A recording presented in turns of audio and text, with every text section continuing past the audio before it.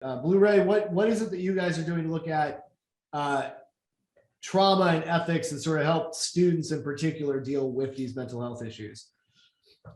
So I wanted to give a little bit of a background. Also, I realized just listening to everyone speak and share their stories, and then when I was kind of deciding to do this with Shay, I was like, okay, yeah, you've had some experiences that have been traumatizing, from being in a shootout in a park to, having a gun pulled on me by a police officer for parking in the wrong spot. And I had suppressed all of these experiences of trauma. And then at a point in my life, I was trying to figure out why I was so angry.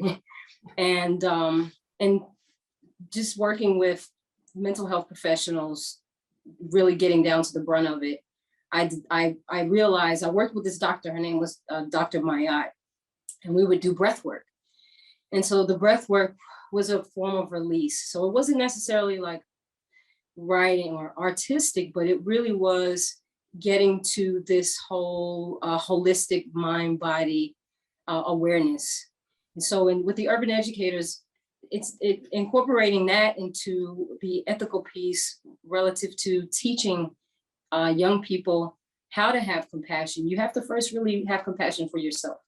And so what we do is utilize like spirituality, because everyone gets kind of frustrated with religion. I don't push religion at all. And I think, the church and state should absolutely be separate, but spirituality is always around in the very small things. I think metaphysical physics is spirituality.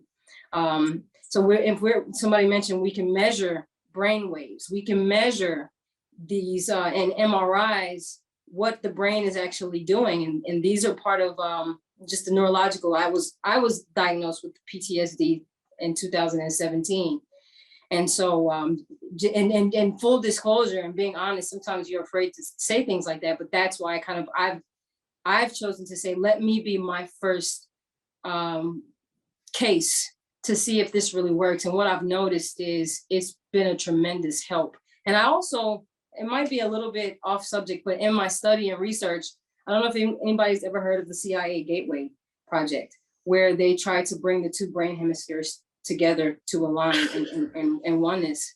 And so I think that along with the comedic studies and practices of breathing, of centering, of focus, incorporating transcendental meditation, mantras, and all of those practices to open up your heart and then to get your brain waves, rather than being in a chaotic state, to kind of be in a calm state. And so that is just really, it's all encompassing. It's a lot that I'm bringing into the fold, but it's helping me in ways that I could never imagine.